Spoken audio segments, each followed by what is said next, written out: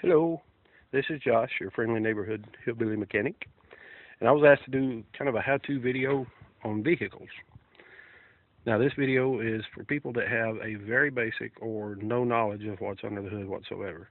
So any of you mechanics out there, please understand that I'm just giving the basics. So we're going to start with what's under the hood.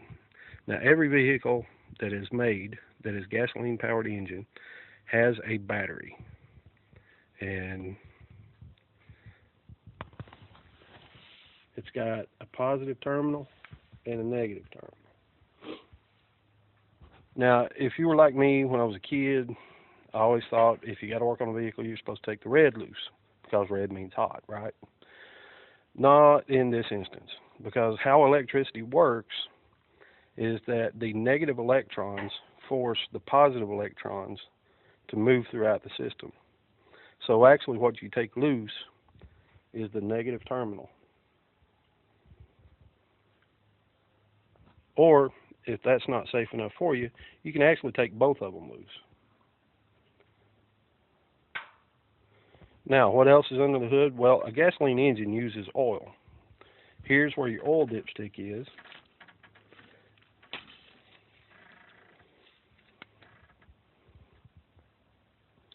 And there's usually some kind of mark, usually hash marks, or like in this instance, there's a couple of little pinholes. And if the oil is between those two pinholes, you're doing good. If it's a hash mark, if it's usually above a certain line on the hash mark, you're pretty good. Now, if the oil, when you pull it out of the dipstick, if it looks really black, it's probably time to change the oil.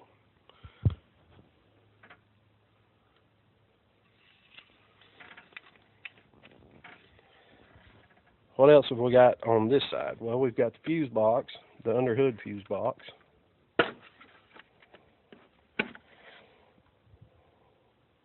You can see all the fuses under there.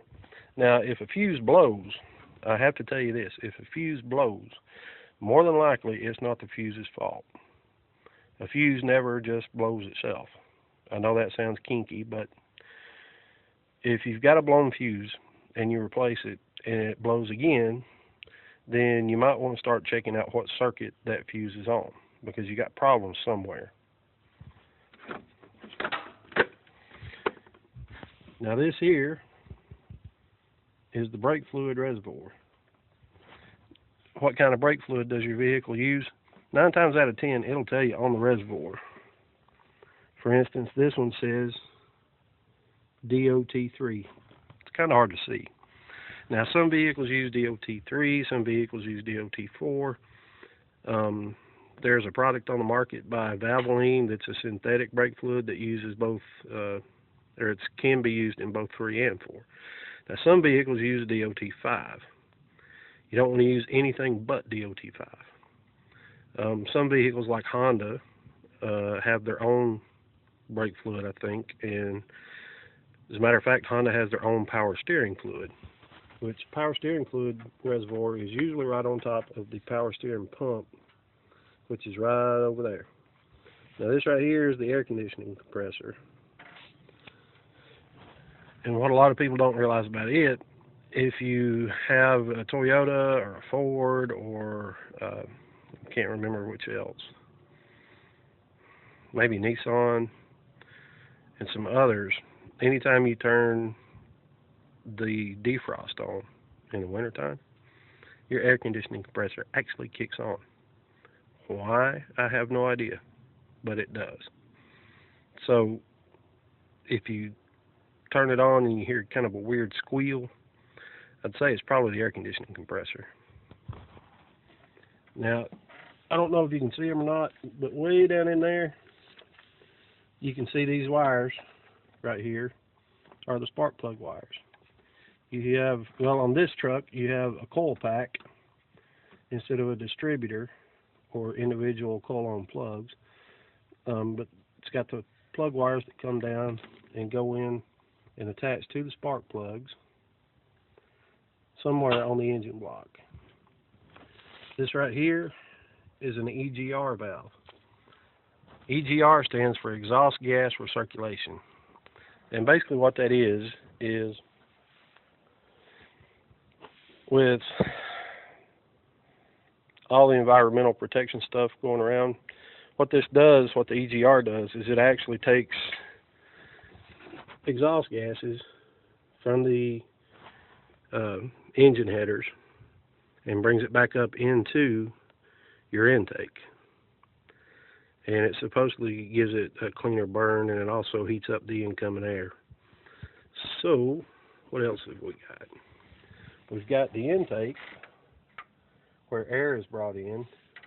This is your mass airflow sensor. And what the mass airflow sensor does, you see all those wires there. The mass airflow sensor actually has, in this case, has two little electrodes. And those electrodes heat up to, I think it's 450 degrees.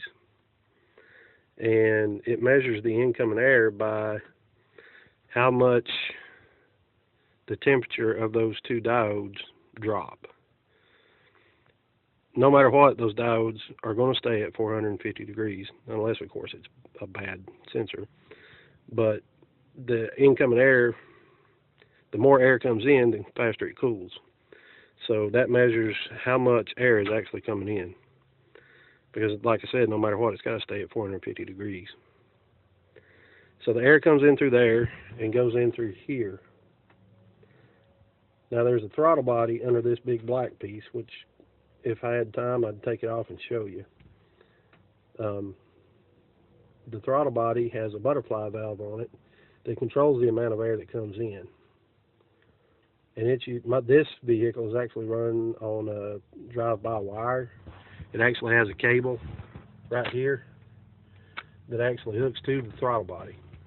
Now some vehicles like Honda Civics and Honda Accords, and I think a lot of newer cars actually use a drive-by sensor, which means there's a sensor on the gas pedal, and depending on the position of the pedal, then it lets the computer know that, hey, we need some air in, so it sends a signal to another sensor which opens the butterfly valve.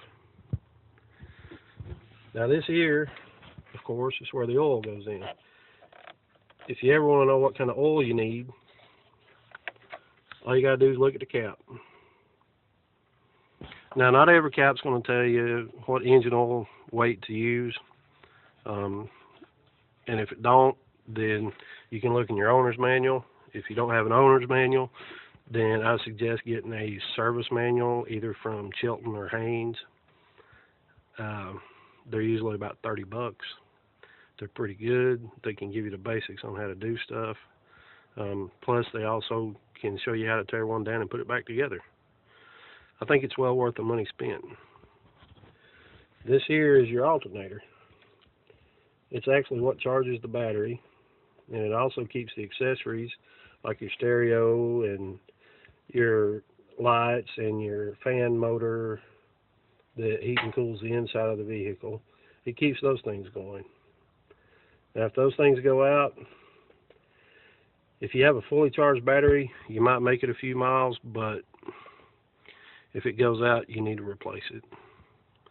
There are some places, though, that can rebuild them, but it's been my experience that you might as well just go ahead and replace them. Now, over here, you have two other reservoirs. You have the coolant reservoir, which feeds the radiator, which is under here, and it circulates coolant in a water mixture through your engine to keep it cool. And then this here is your windshield washer fluid reservoir. And I usually use, I like to get those refills of glass cleaner. And I usually take another empty jug and I pour about half of the washer fluid into the empty jug. And then I fill both jugs up with water, because that seems to work a lot better than the $2 a gallon blue stuff you get at your parts store. That's just my opinion. Anyway, that's pretty much the basics for now. I've talked long enough. I'll shut up, and I hope you enjoy the video. Y'all be good.